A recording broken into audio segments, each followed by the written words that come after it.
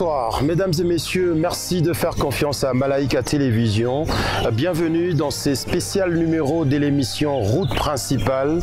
Dans cette émission, mesdames et messieurs, vous découvrez différents visages de personnalités politiques et de tous les domaines qui viennent pour analyser certaines questions d'actualité et parler de leur parcours.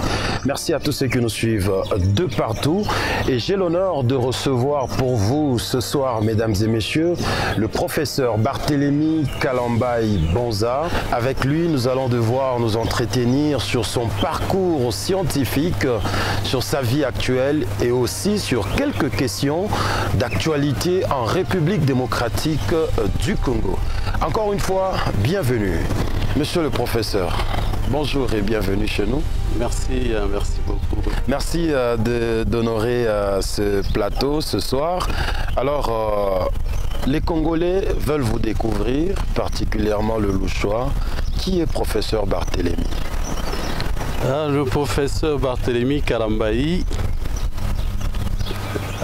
est enseignant à l'université de Kinshasa, à la faculté des sciences économiques et de gestion, et plus précisément au département des sciences de la population et du développement, autrefois dénommé département de démographie. Ok.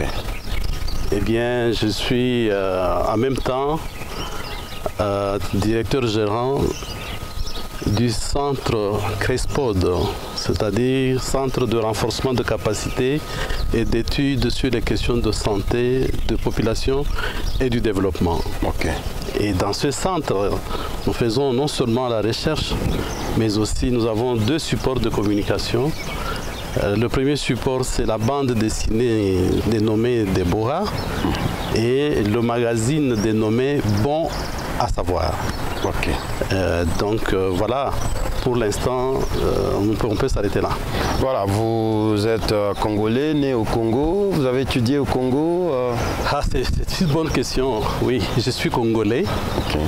J'ai étudié au Congo d'abord à l'école primaire en Gandanjika, dans le Kasaï oriental. Ok. Et c'est là également que je fais l'école secondaire. L'école secondaire, je suis agronome. Ok. Pour ceux qui connaissent bien Gandanjika, j'ai étudié à 9 km du centre de Gandanjika. Et là, on appelle l'Institut technique agricole et vétérinaire de Gandanjika, ITAV. Ok. Et après mes études secondaires, je suis allé dans l'actuelle province orientale, à l'Institut technique agricole, l'Institut supérieur d'études agricoles, ICA de Bengamisa. Ok. Donc avant d'être démographe, je suis agronome. Ok. Et bien, après, je suis allé à l'université de Kinshasa où j'ai fait la licence en démographie, au département de démographie où je travaille actuellement comme enseignant-chercheur. Ok. Et puis de là, je suis allé en Belgique. Et en Belgique, j'ai d'abord fait... j'ai eu un diplôme d'études spécialisé en population et société. Après, j'ai eu le diplôme d'études approfondies en démographie. Et enfin, j'ai défendu ma thèse en mars 2007 à l'Université catholique de Louvain, à l'Institut de démographie. Ok, alors pouvons-nous connaître quelques réalisations que vous avez faites dans votre parcours? Réalisations, c'est énorme. Ben, quelques-unes peut-être. Ce qu'il faut d'abord noter, c'est que lorsque j'ai terminé mon doctorat à l'Université catholique de Louvain, je suis rentré au pays et j'ai commencé à enseigner, à faire mes recherches au département de démographie à l'Université de Kinshasa. Et 2 ans après, j'ai occupé les charges de chef de département de ce département. Okay. Et j'ai dirigé le département pendant 6 ans. Donc j'ai eu 2 mandats, de 3 ans renouvelables une fois. Et lorsque je suis sorti de là, j'ai occupé les fonctions de vice-doyen à la recherche et directeur de l'IRES, l'Institut de recherche économique et sociale, à la faculté des sciences économiques. Bien, au-delà de ça, je suis consultant, principalement consultant de plusieurs agences des Nations Unies.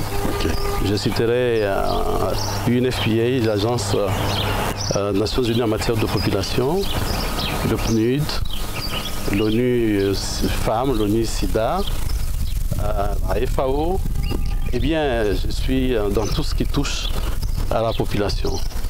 Alors, pouvons-nous lier votre profession aux réalités sociales, aux conditions de vie sociale des Congolais actuellement, si on vous demandait de faire une analyse d'une façon générale, la vie sociale des Congolais? Ben, je vais dire que s'il y a des personnes qui connaissent bien le pays, je suis parmi eux.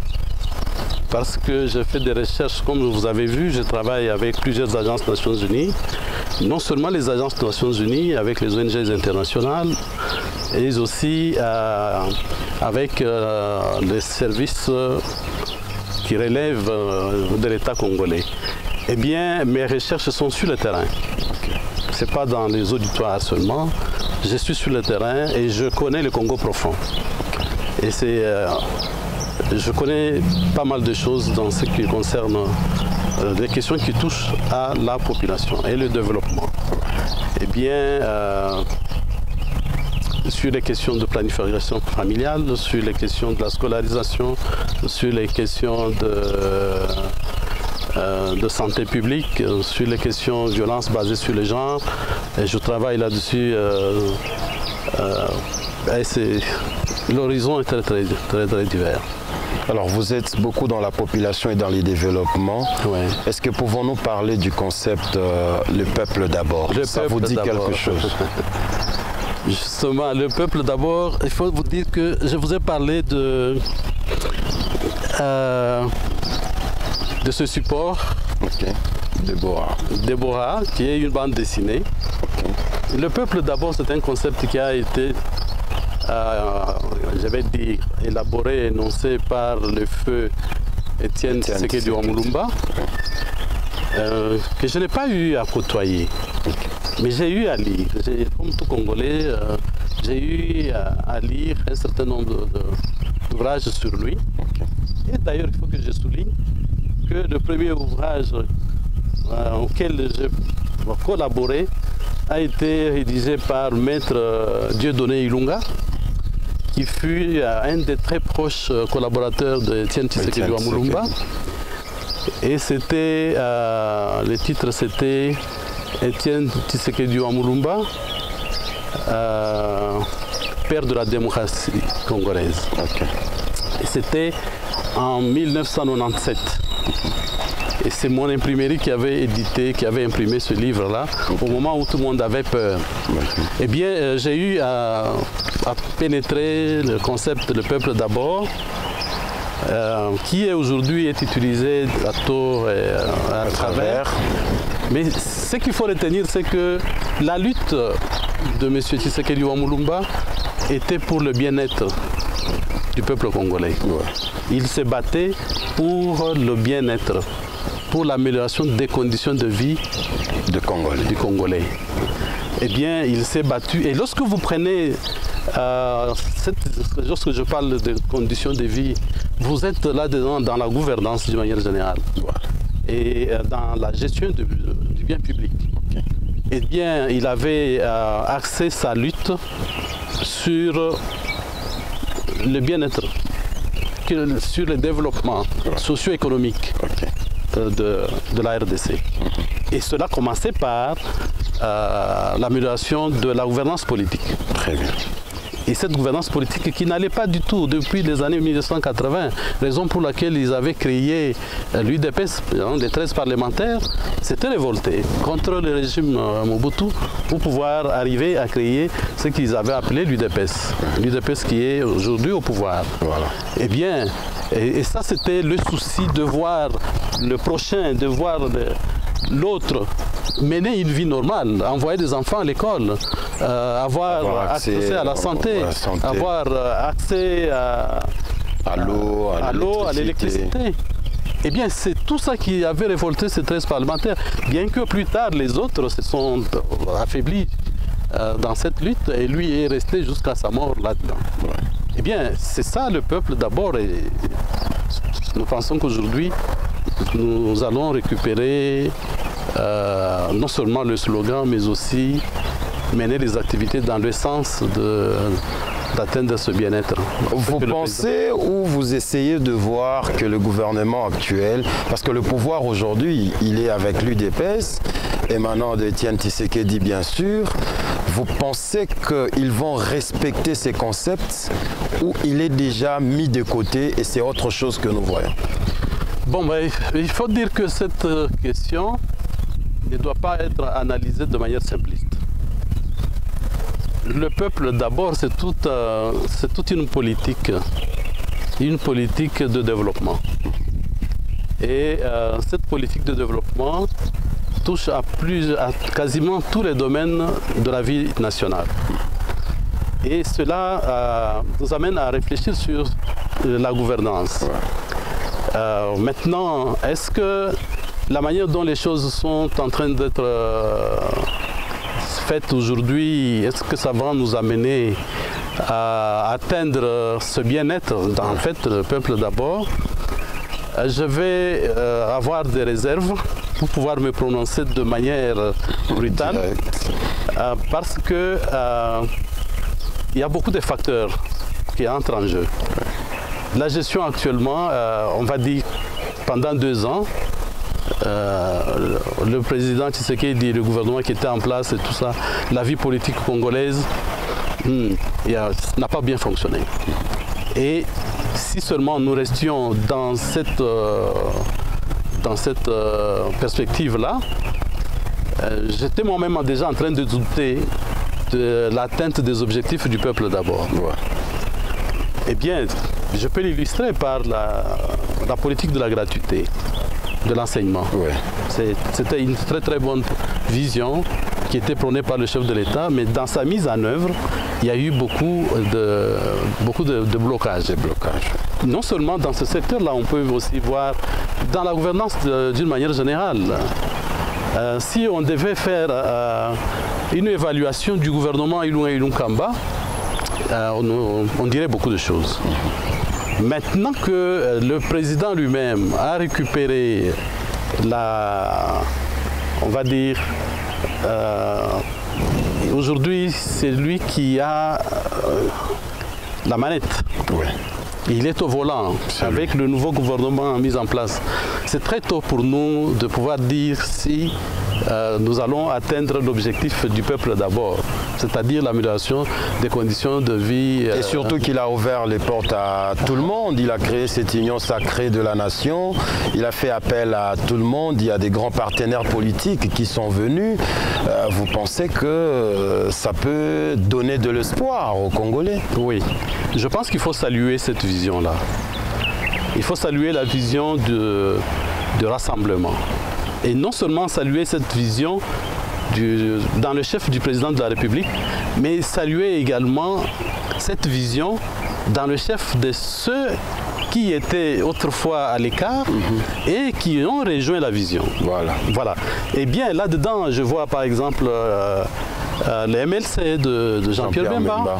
Je vois l'AFDC de Bahati Lukwebo. Je vois Ensemble de Moïse Katumbi et qui est encore un autre regroupement qui est là. Il y a la société civile. Eh bien, lorsqu'on voit ça, donc ça c'est, j'ai l'impression que les compatriotes ont compris qu'il faut travailler pour le développement de ce pays et pas rester en marge, mais venir contribuer. Et à ce moment-là, tout le monde est dans la vision du peuple d'abord. C'est-à-dire tous ces groupements politiques ont compris qu'il faut travailler pour le développement de son pays. Dans une nouvelle vision qui est donnée par le président Félix Tshisekedi. Et ça, c'est vraiment quelque chose à saluer. Voilà, avant d'aborder quelques questions, parce que vous êtes aussi dans les secteurs de développement, quels sont les éléments qui peuvent entrer en jeu aujourd'hui dans notre pays, afin qu'on puisse espérer, dans les 5 années ou 10 années qui viennent, parler d'un Congo développé, un pays développé, parce qu'aujourd'hui on nous classe dans des pays sous-développés qui ne sont même pas en voie de développement. Quels sont les éléments qu'il faudra utiliser aujourd'hui dans ces pays pour avoir un Congo développé? La première des choses, c'est la vision que nous venions d'évoquer. Lorsqu'on n'a pas un projet, on n'a pas un projet de société, très clair. Lorsqu'on ne sait pas d'où on vient et d'où on va, déjà, il faut dire que dans les 3, 4, 5 ans, au lieu d'avancer, on va reculer. Ça, c'est le premier élément. Le deuxième élément, dans cette vision, je vois qu'on met l'accent sur l'enseignement, sur l'éducation. Ce que vous devez noter, c'est que lorsque vous prenez les données des enquêtes nationales, je citerai l'enquête démographique et de santé de 2013-2014, par exemple, lorsque vous prenez les enfants, sur 100 enfants qui entrent à l'école primaire, 50 de ces enfants-là ne terminent pas. Et lorsque vous prenez la moitié qui va entrer à l'école secondaire, la moitié de cette moitié-là ne termine pas. Vous prenez la moitié de la moitié, nous sommes déjà à 25%. Oui. Et au niveau supérieur, ces enfants-là, la moitié ne va pas terminer. Et donc sur 100 enfants, nous avons 10 qui arrivent au niveau universitaire. Supérieur, oui. Et ça, c'est en termes de quantité. Et en termes de qualité, de ces 10% qui arrivent au niveau supérieur, je me demande si on peut avoir 2 sur 10. Je me demande si on peut avoir 2 sur 10 dans la mesure où nous avons des écoles secondaires des écoles primaires qui ne répondent pas aux critères d'une bonne école primaire, des écoles secondaires même, parlons encore des universités. C'est très grave. Je suis enseignant à l'université. Je sais de quoi je parle. Alors vous attribuez cette faute à qui? C'est la mauvaise gouvernance que nous avons eue pendant autant de temps. Et ça, c'est le défi que le gouvernement de Warrior, disons, le gouvernement dans la vision de l'Union sacrée, doit relever. On doit relever ce défi-là. Parce que ce pays ici, nous allons le léguer à nos enfants. Mais si ces enfants n'ont pas de tête, n'ont que de bras, eh bien, nous allons importer des têtes comme c'était à l'époque coloniale. Et nous sommes déjà en train d'importer des têtes comme à l'école coloniale. Et si on n'y travaille pas, on ne travaille pas dans le secteur de l'éducation, dans le secteur de la recherche, ne vous en faites pas, il faut oublier le Congo de 2030-2040. On aura la superficie, mais on n'aura pas des gens capables de gérer correctement ce que nous allons leur léguer. Et nous allons leur léguer quoi? Les écoles qui n'en sont pas des écoles ou des universités qui n'en sont pas une. C'est ça le grand problème. Et je pense qu'au niveau du gouvernement, ils ont déjà compris ces choses. Je pense qu'ils exploitent réellement les données qui existent parce que les données existent. C'est vrai qu'elles ne sont pas bonnes. Le recensement, nous ne savons pas qui est qui dans ce pays. Et lorsqu'on parle déjà de cette question de recensement, on fait la confusion entre l'identification de la population et le comptage de la population. Et donc, lorsqu'on ne sait même pas qui est qui en termes de caractéristiques socio-culturelles, socio-économiques, on ne peut pas faire un plan de développement sérieux. Parce que pour faire un plan de développement sérieux, vous devez le concevoir ou le bâtir sur les ressources qui existent. Et la première ressource, c'est la ressource humaine. Et dans la ressource humaine, nous avons qui? Est-ce que dans tout ça, il y a la participation de vous, scientifiques congolais? Oui, la participation, on va dire... Bien que les défis doivent être élevés par les gouvernements, Lukonde et tout ça, les scientifiques congolais, quel travail que vous faites pour remédier à ce genre de situation? Nous le faisons de manière singulière. Déjà, ce que nous sommes en train de faire ici, nous sommes en train d'analyser avec vous et à l'intention de l'opinion nationale et internationale la situation de notre pays. Eh bien, il y a une culture qui n'existe plus, qui n'existe pas dans notre pays, c'est d'aller vers ces scientifiques. Lorsque je vous ai dit que je travaille pour les comptes des agences des Nations Unies, principalement pour les comptes des ONG internationales, eh bien, combien de cabinets ministériels ont été consultés, une université, un institut supérieur, un autre scientifique, sur des questions vitales du pays? Ailleurs, avant de prendre une décision, les politiques vont aller dans les laboratoires des scientifiques. Nous n'avons pas ça comme culture. Et lorsqu'on doit recruter des conseillers dans notre pays, dans les gouvernements ici, on ne va pas recruter des conseillers sur base de leur expertise. C'est sur base d'autres valeurs. Et voilà pourquoi on ne peut pas imaginer un quelconque développement demain. Je vous ai dit que j'ai ce support de communication. Pourquoi est-ce que j'ai créé ce support de communication? J'ai travaillé pour certaines organisations gouvernementales, non gouvernementales, et les résultats de toutes ces recherches restent dans les tiroirs. Ça reste dans les tiroirs. Mais le jour que je présente, je fais la restitution des résultats de mes recherches, c'est avec un ministre. Et vos caméras sont braquées sur les ministres, et lorsque le ministre rapporte des choses, il rapporte des conneries. Je m'excuse de dire ça. Mais justement parce que le ministre n'a même pas lu le rapport lui-même. Mais il vient pour la restitution. Mais lorsque vous arrivez, vous ne vous intéressez pas aux chercheurs. Vous vous intéressez à son excellence. Eh bien, quand vous allez diffuser vos images, vous diffusez les images de l'excellence. Mais l'excellence n'aborde pas les questions de développement en question. Parce que lui-même, ce n'est pas son domaine. Ok? Ouais. L'excellence, c'est un politique. Et il doit travailler avec des experts dans ce genre de domaine. Mais malheureusement, vos caméras sont braquées sur l'excellence et pas sur les scientifiques. Eh bien, pour l'excellence, dès qu'il a fait ça, ça suffit. Et puis, il passe à autre chose. Et de cette manière-là, rien ne peut se faire. De par mon expérience, parfois on évite l'excellence. L'excellence envoie un conseiller. Et quand le conseiller arrive, il a suivi tout ce que le scientifique a dit. Quand il rentre, il est incapable de restituer exactement ça à l'excellence. Et puis c'est fini, ça reste dans le tiroir.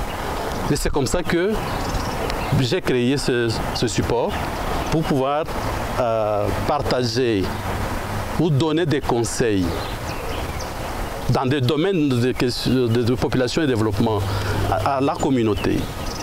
Pour que, voilà, là, c'est quand l'insalubrité tue. L'insalubrité tue comment? Mais cette insalubrité, vous venez, madame vient avec le pondou, elle fait le pondou, elle vient avec le poisson, les déchets, les ordures, elle entasse là-bas. Et au bout d'une semaine, ça fait une montagne, et puis ça se décompose. Après, ce sont des moustiques. Les moustiques vont amener au paludisme, à la malaria. Et pendant que l'enfant est malade ou quelqu'un est malade, on va chercher un pasteur. Quand le pasteur arrive, c'est pour dire « Non, je vois un esprit de mort ici ». Et l'esprit de mort, ça veut dire qui? C'est votre oncle paternel, ou c'est l'oncle de madame, qui est à la base de ça. Vous voyez où est-ce qu'on est en train d'aller? Le lendemain, parce que la maladie perdure, on va amener l'enfant dans une boutique du coin qu'on appelle polyclinique, au centre de santé. Et dans ce centre de santé, vous avez quelqu'un qui a été à l'université, mais qui n'a jamais été universitaire. C'est-à-dire quelqu'un qui a été dans un ISTEM, Institut supérieur de technique médicale, mais qui n'a jamais été étudiant là-dedans. Même s'il a été étudiant là-dedans, il n'y a jamais eu d'enseignant. Eh bien, celui-là, c'est même le neveu du propriétaire de la boutique. Et son problème, c'est quoi? Il faut arracher 10 000 francs et 15 000 francs à ce ménage. Pour dire, voilà, nous allons maintenant faire le test pour voir si c'est quoi. Et on entre dans une chambre où il y a quelque chose qui ressemble à un microscope, mais qui date des années 1970. Et puis on tripote, on dit, voilà, c'est le paludisme. On va donner du médicament à l'enfant. Et puis quelques temps après, non, la situation c'est compliqué. Ce cas ici, c'est pas de notre compétence. Il faut amener dans le grand hôpital.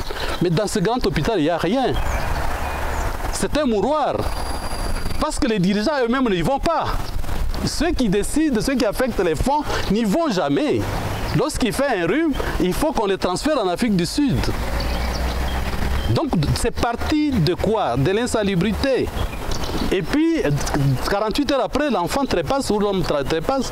Et puis, dans notre culture ou dans nos cultures, on ne va pas enterrer, on ne va pas terminer les deuils sans qu'on siège. Pendant qu'on siège, on va dire quoi? C'est le chef de famille qui va dire, mais moi, je n'ai jamais rêvé ça. Jamais je rêvé ça. Mais ça vient d'où? Mais les parents de l'enfant, par exemple, vont dire, mais attends, il ne faut pas nous distraire. Mais le pasteur nous avait déjà dit que c'est vous là qui êtes le sorcier. Vous ensorcelez l'enfant. Et la bagarre dégénère. Vous voyez qu'ils sont en train de se bagarrer. C'est parti d'où? L'insalubrité. De l'inconscience, l'insalubrité. Et cette inconscience, c'est à tous les niveaux. L'inconscience est à tous les niveaux. Vous posez des questions de développement du peuple d'abord. C'est de l'inconscience à tous les niveaux. Et est-ce que vous êtes déjà demandé pourquoi Koffi Olomide chante, il dit Tozo Corrompoint? C'est Tozo Balou. Tozo Corrompoint, Tozo Kotourniqué. Et les gens dansent, ils n'ont jamais compris le message que c'est un sociologue en fait. Il a observé la société et dit, attends, depuis 1960, Tozo Corrompoint. Nous allons à l'école et nous restons des villageois sans avoir été instruits. Eh bien, Tozo Corrompoint. Aujourd'hui, vous pouvez aller chez les politiciens, vous allez trouver que ils n'ont... Je suis en train de terminer un livre. Je crois que vous allez le lire. Comment on peut devenir millionnaire en 5 ans simplement en entrant au Parlement? Voilà, nous allons aborder d'autres questions. Merci pour cette belle analyse sur les développements. Nous allons aborder une autre question qui divise aujourd'hui la classe politique congolaise. Ça chante de partout.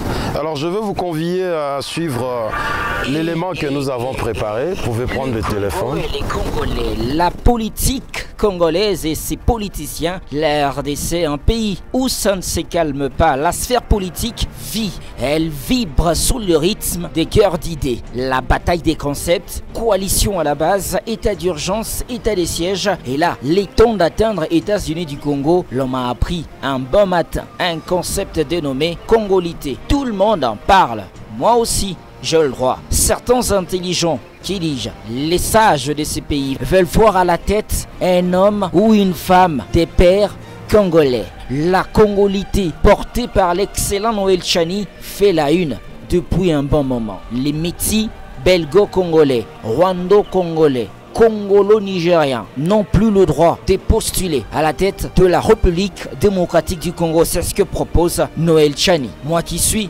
Louchois Quinois des Brazzaville, né le long du fleuve Congo, je n'aurai plus voix au chapitre, alors que je me préparais pour postuler en 2062. Lorsque les moines à Congo, Daniel Safo, a entendu parler de cette proposition, il ne s'est pas fait prier pour réagir. Je mets ma main coupée. Ce député-là connaîtra la mort le même jour. Et le même jour, l'Assemblée nationale cessera d'exister. Ça, je vous donne ma promesse. Quiconque viendra avec cette loi-là dans l'Assemblée nationale, c'est ce jour-là qui signera son certificat de décès.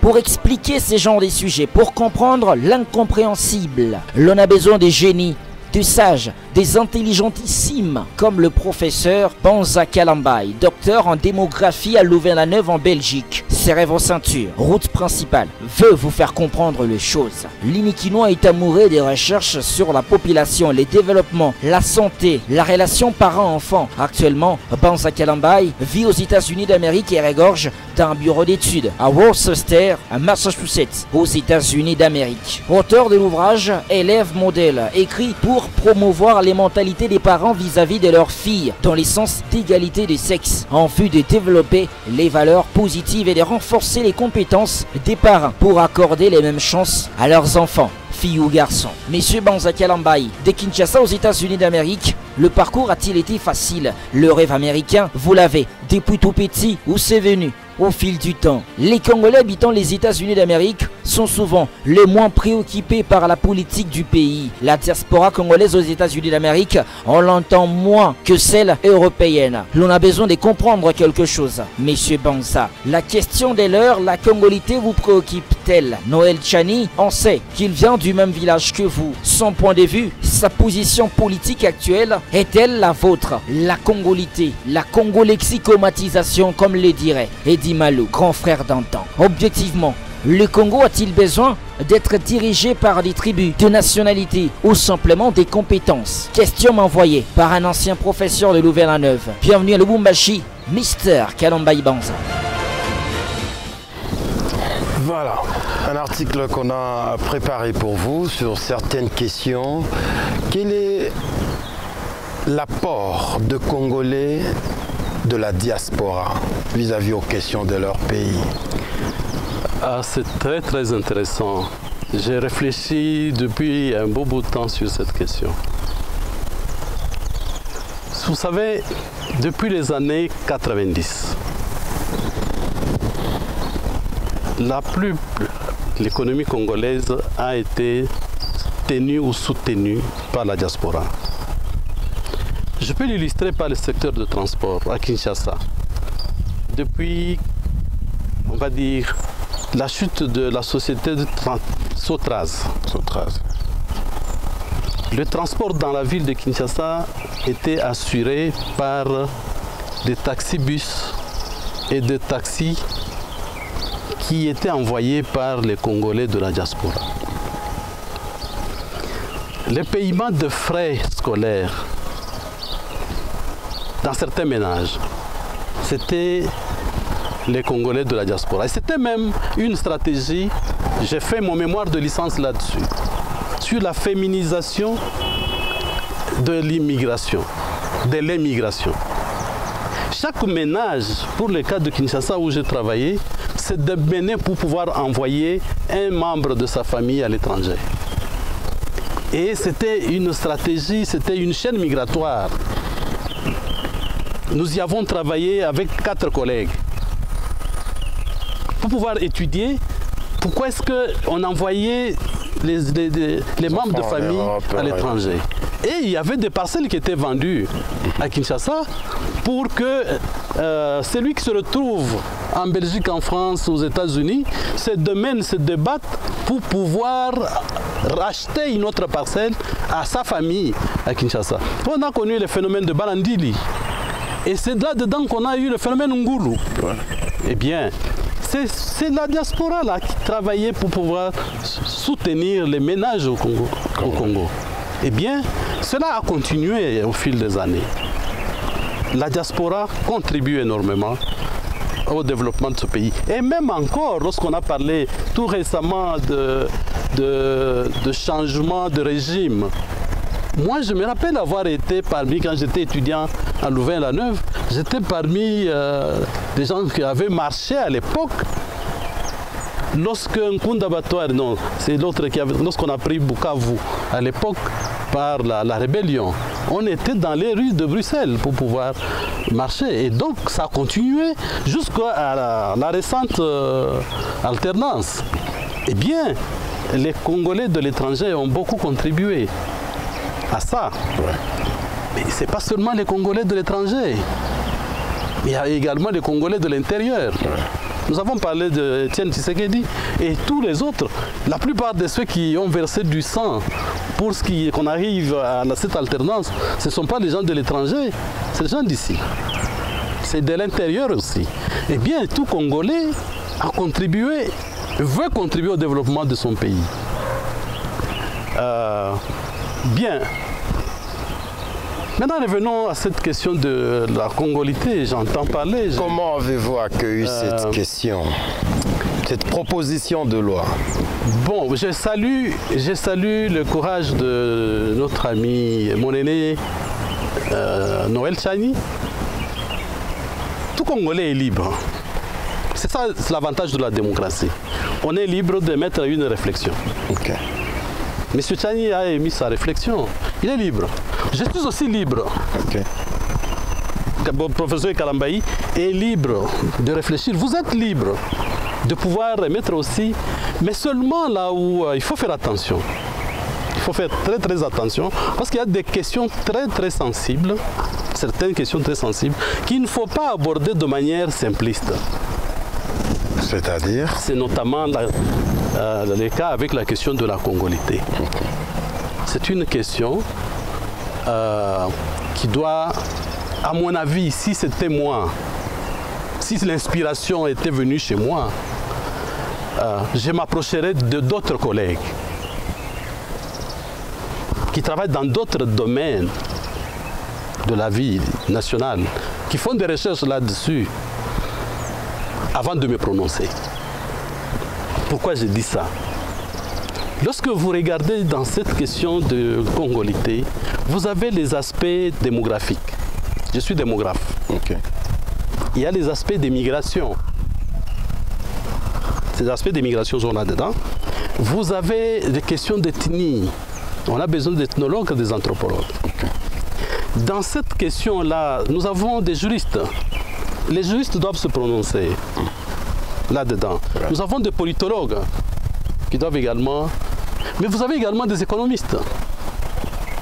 En fait, lorsque j'évoque tous ces domaines, toute cette expertise-là, c'est de dire que, comme on dit en sociologie, les faits sociaux sont totaux et globaux.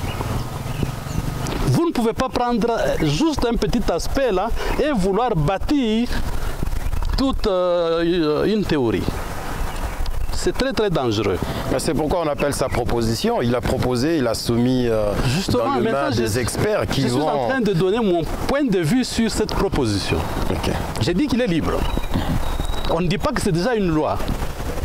Moi aussi, au regard de tous ces aspects que je suis en train de dire, je suis également libre de faire. Parce que quand il y a une thèse, il y a une antithèse. Voilà. Je peux aussi réunir certains collègues. D'après cette approche-là, mon approche, la manière de voir les choses, c'est pas...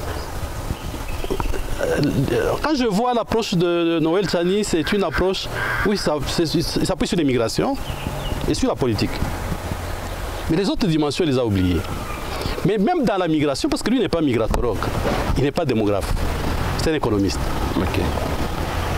Mais je suis mal à l'aise de pouvoir parler de l'individu Tchani, mais parlons de la proposition de la loi.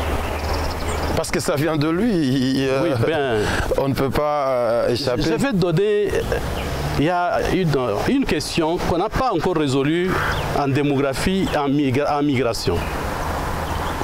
Depuis que j'étais étudiant, on nous posait la question de savoir, est-ce que les enfants des migrants sont des migrants?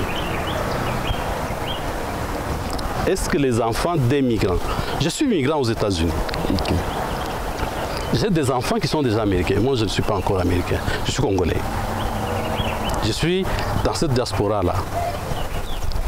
Est-ce que les enfants que je vais mettre au monde aux États-Unis sont-ils des migrants? Non. Ils ne sont plus des migrants. C'est moi, papa, qui était migrant. Ok. Ok? Sur le plan de la définition de qui est migrant, je suis venu de quelque part. J'arrive dans cette société-là. Je mets au monde les enfants. Est-ce que mes enfants sont des immigrants? Non. Ouais, on peut de manière élégante dire, voilà, ce sont des Américains d'origine congolaise. Mais d'origine congolaise, ils sont déjà américains. Ils ont les droits qui sont conférés à tout Américain. Surtout s'il est né aux États-Unis. Ok? Et donc on va dire, mes enfants, ils sont d'origine, mais ils ne sont pas migrants au même statut que leur père. Ça c'est une question, ça c'est de la démographie. Ok? Maintenant on peut aborder la question du développement. Moi je suis de Ngandajika, chez Noël Tchani. Je suis aussi de Ngandajika. Okay. Mais j'ai quitté Ngandajika quand j'avais 18 ans. Ça fait 40 ans de cela. Et pendant que je suis parti, il y a d'autres personnes qui sont rentrées à Ngandajika. Et depuis que je suis parti, je n'ai jamais construit une case. Même pas dans la parcelle de mon père. Mais j'ai construit ailleurs. Ok? Sur le plan du développement, ce sont d'autres venants, d'autres personnes qui sont venues d'ailleurs, qui ont même été votées comme députés de Ngandajika. Et moi qui vous dis, si je vais aujourd'hui à Ngandajika, personne ne me connaît. Personne ne me connaît encore à Ngandajika. Je ne peux même pas être élu député à Ngandajika. Parce qu'on ne me connaît plus. Mais je suis d'origine. Mais je peux être élu député à Kinshasa. Je peux être élu député aux États-Unis. C'est là où où je travaille, je fais l'essentiel de ma vie. Là où on vous connaît. Oui, ça c'est la dimension économique. C'est cette dimension-là qu'on semble ignorer, que cette loi semble ignorer. Cette dimension-là. Eh bien, qui développe Ngandangera aujourd'hui? Ce sont ceux qui sont là. Ils ont construit des hôtels, ils ont construit des boutiques, ils ont construit des pharmacies, ils ont construit des centres de santé. C'est pas moi. Moi qui suis d'origine. En plus, mes grands-parents sont des chefs de mon village. Mais je ne suis pas là. Alors ici, si nous voulons bien écouter M. Noël Tchani, oui. Vous pouvez tout faire dans ces pays, congolais d'origine, mais pour accéder à des postes comme président de la République, à certains ministères clés du pays, il faudra être de père et de mère. Ces motivations sont telles que nous devons protéger les valeurs culturelles. Le Congo doit être dirigé par les Congolais lui-même. Quelqu'un qui a double nationalité ou né des pères rwandais ou d'une mère congolaise ne pourra pas avoir le souci qu'un vrai Congolais peut avoir pour son pays. Je vous ai dit que cette question est abordée de manière très simpliste, alors que cette question est très complexe, très complexe. J'ai parlé tout à l'heure des enfants des migrants, Congolais de père et de mère. D'abord, lorsque vous regardez, quand j'étais enfant, on nous disait que les premiers occupants du Congo sont des pygmées. Pourquoi je vous dis que c'est complexe et qu'on doit y mettre plusieurs expertises? Les premiers occupants du Congo sont des pygmées. Ce ne sont ni des Baluba, ni des Baswahili, ni des Bangala, ni de Bakongo. Ce sont des pygmées. Les Bantous sont venus. Ok? Et lorsqu'on parle des Baluba ou des Bakassai, les Bakassai, là où ils sont, l'espace géographique où se trouvent les Bakassai aujourd'hui, ce n'est pas leur espace. Parce que les Bakassai, ils sont venus, et l'histoire, on dit que c'est venu de Kabongo, de Sangalubango. Ouais. Non, mais si vous remontez, ce sont des migrants. Ils sont venus de quelque part avant d'arriver à Sangalubango. Et puis ils ont continué leur chemin, d'autres sont restés, qu'on appelle les Balubakat aujourd'hui. Les Balubakat et les Baluba du Kassai, c'est un même peuple. Mais leur origine, ce n'est pas là. Ok? Bien. Mais quand est-ce que les enfants des migrants seront des Congolais? Des pères et des mères. Parce que maintenant, moi, j'ai amené mes enfants aux États-Unis. Certains sont nés là-bas. Ils sont d'origine congolaise. Ok? D'origine congolaise, les enfants de mes enfants, quand est-ce qu'ils seront des pères et de mères américains? Les enfants de mes enfants. Et puis les enfants des enfants de mes enfants. Quand ils seront des pères et de mères? Voilà, c'est des questions comme ça. Avant de pouvoir soulever ce genre de choses, il faut reculer. Ceux qui étaient venus, on va parler des métis qu'on voit aujourd'hui, les métis à peau claire, mais les métis à peau noire, on n'en parle pas. Mais il y a des métis à peau noire. Est-ce que vous pensez que cette loi est proposée, c'est ciblé, on est en train de cibler certaines têtes? Je ne vois même pas pourquoi est-ce qu'on peut parler de ciblage. Parce qu'on dirait qu'on commence à en faire une guerre. Oui, il y a ceux-là qui parlent de Katumbi, il y a des gens qui parlent des attaques individuelles de Muyambo, ainsi de suite. Katumbi est né ici. J'ai lu son histoire. C'est un peu comme Kamitatou aussi. Un peu de Muyambo, je ne sais pas. Je ne connais pas. Mais je connais Kamitatou et tout ça. Kamitatou, son père est noir. Il est connu d'abord, c'est Kamitatou comme on dit là. Tout le monde connaît son père. Ok? Eh bien, parce qu'il est de peau claire, il est métis. Maintenant, les enfants de Kamitatou, sont-ils de Congolais ou pas? Sont-ils de père et de mère congolais ou pas? Et les enfants des enfants de Kamitatou, seront-ils des pères et de mères À quel moment on va arrêter de dire qu'ils ne sont pas de père et de mère congolais? Ça, c'est une question. Je vous dis que c'est complexe. Donc, ce n'est pas une histoire... et ça, les conséquences peuvent aller très loin. On doit arrêter. À quel moment on doit dire qu'ils cessent d'être étrangers? Et maintenant, ils peuvent briguer la magistrature suprême ou occuper des fonctions de haut magistrat. C'est au moment où vous auriez un père congolais et une mère congolaise. Oui, mais à quel moment? Il y a ceux aujourd'hui qui ont deux nationalités. Le papa, par exemple, l'exemple de Moïse Katumbi, ouais. Il est de père juif et d'une mère congolaise. C'est-à-dire il ne réunit pas les conditions selon la proposition de Tchani. Et notre ami qui était président en France, comment il s'appelle? Sarkozy. Sarkozy n'est pas un immigrant. Je pense que cette question ne devrait pas être posée dans ces termes-là. Moi, je me poserais la question de... Quand on dit qui est congolais, qui ne l'est pas, c'est celui qui a la tâche. En termes d'attache, je définirais moi en termes d'attache, c'est quelqu'un qui a travaillé pour le Congo. Nous avons eu un député tout blanc, il est décédé à Kinshasa, là, il était même en prison. Il était député. Quand vous parlez avec lui, le lingala, c'est un lingala parfait. Ok?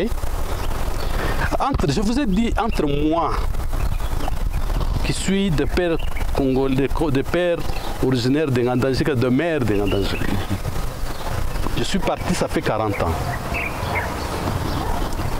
Et ceux qui sont restés il y a 40 ans, en train de travailler pour le développement de Ngandangika, qui est attaché à cette terre-là?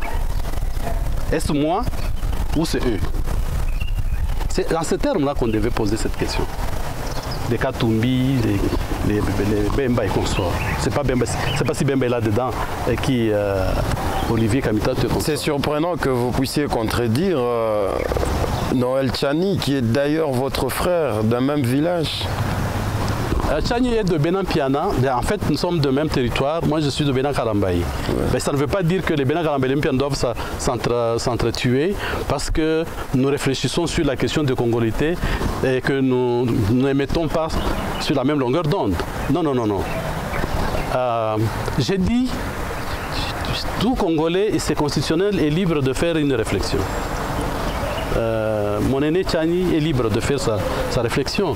J'ai dit, si moi je dois écrire aussi, parce que le Parlement n'a pas interdit aux gens d'écrire ou d'envoyer des propositions de loi.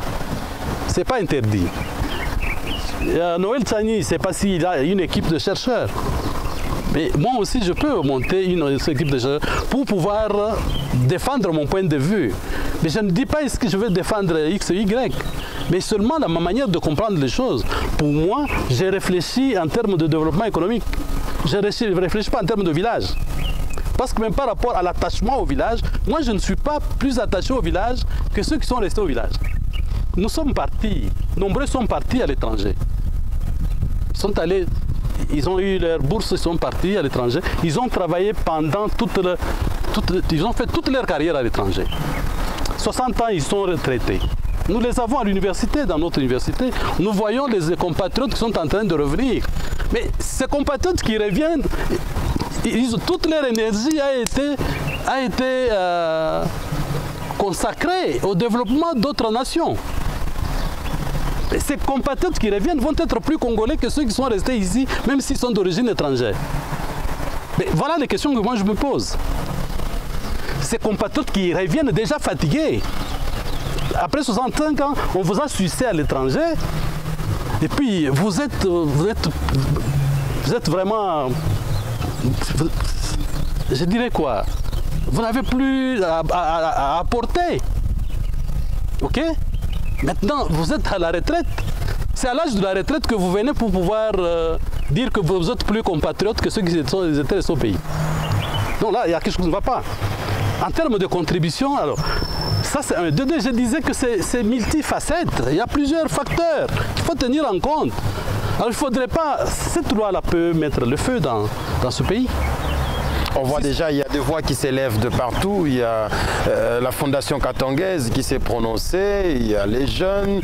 Des gens parlent de tout sur cette question et on craint que ça puisse créer des troubles entre ethnies ou tribus. Bon, je ne pense pas que les Congolais vont, même si les députés là, vont adhérer à une loi, faire de ça une loi. Je ne pense pas, je ne pense pas. Bon, mais seulement ce qu'on doit savoir, c'est que ça risque d'amener beaucoup de problèmes. Les problèmes que nous avons à l'Est, là, sont d'origine, c'est ce genre de questions. Nous avons fait 20 ans, l'argent qui devait aider à construire les routes, à construire des écoles, développer tout ça, cet argent-là va dans la guerre depuis 20 ans. Même plus. Ça veut dire qu'on n'avait pas bien réfléchi. Ces genres de questions, on ne les aborde pas de cette manière-là. Alors cher professeur, on va finir avec cette question. Selon vous, pourquoi les gens vont individualiser cette proposition sur la personne de Katumbi? Oui, c'est de la bonne guerre. En politique, c'est de la bonne guerre. Katumbi, c'est un homme politique d'envergure nationale. Ok? Et pour moi, c'est de la bonne guerre. Chercher à l'éliminer. Oui, c'est de la bonne guerre. Et si cette proposition de loi vient pour attaquer Katumbi, je suis désolé parce qu'on ne doit pas faire des choses, des lois, en visant des individus. Non, non, les lois doivent être impersonnelles. Ça ne doit pas viser on va dire quoi? Ça ne doit pas viser des adversaires politiques. Et ça, c'est une grosse erreur. Parce que qui sait si jamais ce monsieur de Katumbi venait aux affaires, ce qu'il apporterait au développement du Congo? Parce que si on individualise ça, on gâche tout. Voilà. On gâche tout. Et non, il faut laisser les adversaires politiques se battre sur le plan de la démocratie. Qu'ils se battent que le meilleur ou que celui qui est populaire gagne. Et il va faire ses 5 ans ou ses 10 ans et puis il va partir. Le Congo restera toujours là. Et ceux qui veulent encore tenter leur chance, ils vont revenir et puis nous allons de l'avant. Nous avons besoin de cette communion. Que X et Y viennent avec sa pierre et qu'on bâtisse le Congo ensemble.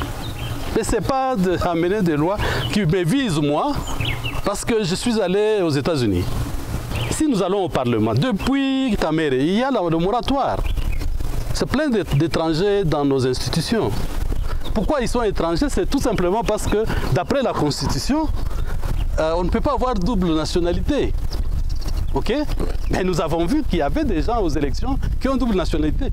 Comment est-ce que la CENI peut faire passer ce genre de situation? Des députés provinciaux, des députés nationaux, des candidats présidents de la République qui se sont retrouvés là avec double nationalité. Comment on peut comprendre? On a même eu le même problème avec un Premier ministre. Je citerai son Excellence M. Badiba, qui avait double nationalité contre la Constitution congolaise. Et ce n'est qu'après, quand la presse a fait du bruit, dit voilà, je désiste à la nationalité belge, je deviens congolais. Mais c'est une entorse à cette Constitution. Logiquement, on devait faire déjà des marches pour dire pourquoi est-ce qu'on nous a mis à la tête du pays un non constitutionnel ou quelqu'un qui a double nationalité. Voilà, ça ce sont les faiblesses de notre démocratie. Parce que cette démocratie est encore faible. Il faut éviter. Alors allez-y dans 30 secondes, donnez une conclusion sur cette question de congolité. Qu'est-ce qui doit être fait si par exemple on vous associe à la décision ou au débat de cette proposition de loi? Si ça ne dépendait que de moi, je me mettrais avec d'autres compatriotes, d'autres chercheurs, pour pouvoir creuser ça, pour voir le pour et le contre d'une loi comme celle de notre compatriote Tchani. Ok? Eh bien, on donnerait, la loi de Tchani va aller au Parlement, il n'y a pas de problème, on n'interdit pas, il est libre d'envoyer son projet de loi. Et puis, que d'autres sons de cloche, que les gens fassent des études pour pouvoir regarder. Et on peut même faire une proposition de dire, si vous avez vécu 50 ans à l'étranger, vous n'êtes pas congolais. Vous ne méritez pas d'être là. Parce que vous êtes déconnecté de toutes les réalités de ce pays. Après avoir fait 30, 40 ans, vous n'avez jamais travaillé pour le pays. Vous comprenez? Si vous êtes de la diaspora, parce que je suis aussi de la diaspora, et si vous avez fait autant de temps à l'extérieur, vous n'avez pas travaillé pour le pays, même si vous êtes d'origine congolaise, vous ne valez pas, vous ne pouvez pas occuper ce poste. Lui-même va se retrouver dans cette histoire. Mais je ne parle pas de Tchani, je parle des Congolais. D'une manière générale. Je ne parle pas de Tchani. Tchani n'a qu'à faire sa réflexion. Moi, je fais ma réflexion. Je dis, je vais définir la congolité par rapport à la contribution au développement du Congo. Donc, j'ai défendu les intérêts du Congo. J'ai travaillé pour le Congo. C'est lui qui a fait 30-40 ans là, au Congo, en train de travailler pour le Congo. Même s'il est étranger, vous ne pouvez pas le comparer à celui qui est d'origine congolaise, qui est resté 40 ans et qui est déjà fatigué. Et quand il vient, il va apporter quoi d'autre? Merci beaucoup, cher professeur. Merci à vous d'avoir répondu à toutes nos questions. Merci pour tous ces temps que vous nous avez offert aujourd'hui. Je rappelle que vous êtes professeur d'université au département de la population et des développements. On espère vous retrouver très prochainement avec d'autres questions. Merci beaucoup. Merci. Mesdames et messieurs, le programme se poursuit sur Malaika Télévision. Au revoir. Au revoir.